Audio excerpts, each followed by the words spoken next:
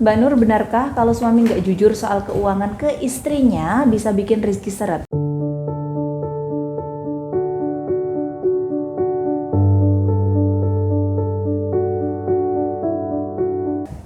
Bismillahirrahmanirrahim. Assalamualaikum warahmatullahi wabarakatuh.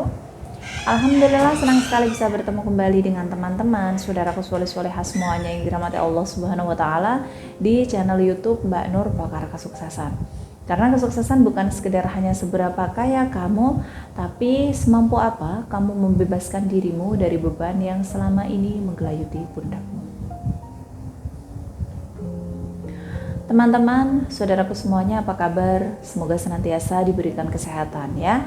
Dan saya doakan semoga kamu diberikan segala bentuk kemudahan, kesuksesan, kekayaan, kemuliaan, dan kemakmuran dari Allah Subhanahu wa Ta'ala. Amin, amin, Allahumma amin.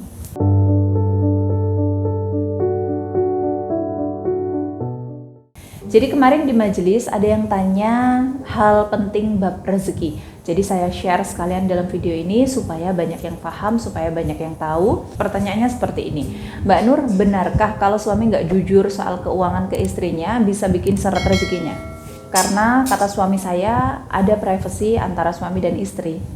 Oke, baik. Kejujuran itu juga tiang yang sangat penting ya dalam kehidupan rumah tangga. Ya, itu ya, setuju ya teman-teman. Jadi saya kadang agak ragu kalau ada orang yang menyampaikan bahwa harus ada privasi antara suami dan istri. Privasi apa lagi?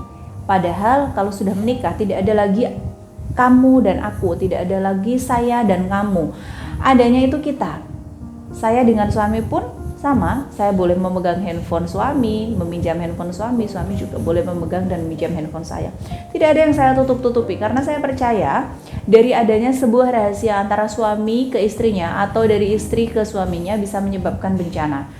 Seperti contoh kasus yang kemarin viral ya, seorang mentor atau coach atau ustadz disebutnya tiba-tiba ketahuan poligami atau menikah lagi dan itu sudah terjadi setahun tapi istri pertamanya baru tahu. Ya, sebagai wanita tentu merasa dikhianati dong ya, sesolihah apapun wanitanya. Akhirnya cerai dan dari istri pertamanya. Padahal kita semua tahu perjuangan mereka berdua. Taunya dari mana ya? Dari sosmed lah, ya kan? Kan mereka share semuanya di sosmed. Nauzubillah min dzalik. Semoga kita semua dijauhkan dari lelaki yang seperti itu. Jadi laki-laki itu harus gentle lah. Minimal kalau mau poligami ngomong dulu ke istrinya, ngomong aja ke istrinya, ya kan? Kan kalau laki-laki nikah nggak perlu izin dari istri pertama. Tapi gini loh, teman-teman, setidaknya hargai istrimu. Istri itu manusia yang punya perasaan, dibesarkan mati-matian ya, penuh kasih oleh orang tuanya, oleh ayah ibunya.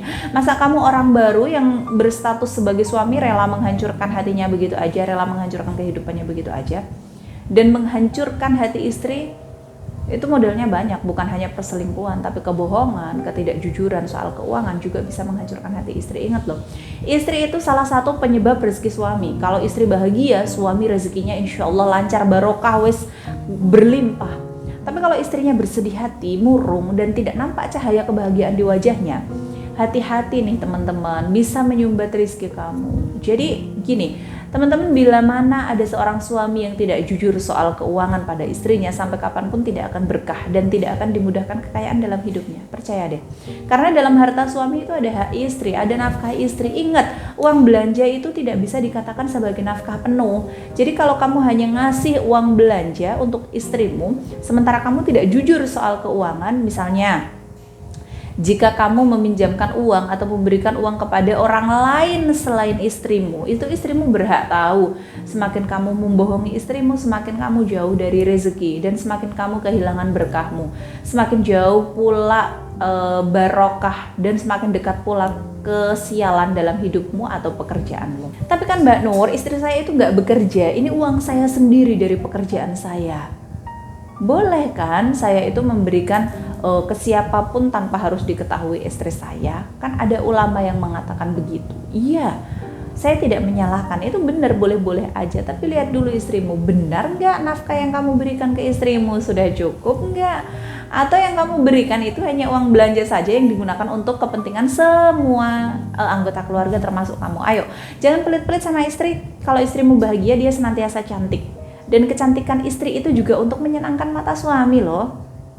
Perlu Anda ingat ya suami, Quran surat An-Nisa ayat 34, suami itu pelindung bagi istri atau bagi wanita karena Allah telah melebihkan sebagian dari mereka di atas sebagian yang lain. Nah, sudah cukup jelas ya penjelasan saya hari ini, semoga ada manfaatnya, semoga bisa diambil hikmahnya dan semoga ini bisa menyadarkan suami bahwa menafkahi istri itu wajib dan uang belanja itu bagian dari nafkah, bukan keseluruhan nafkah ya. Jadi dicamkan baik-baik, diperhatikan baik-baik dan diperbaiki sikapnya jika masih menggunakan cara-cara yang lama. Sekian dari saya hari ini, saya Mbak Nur. Mari bersama sukses dan berkah di jalan Allah. Akhirul kalam wabillahi taufiq wal hidayah wa ridha wal inayah. Wassalamualaikum warahmatullahi wabarakatuh.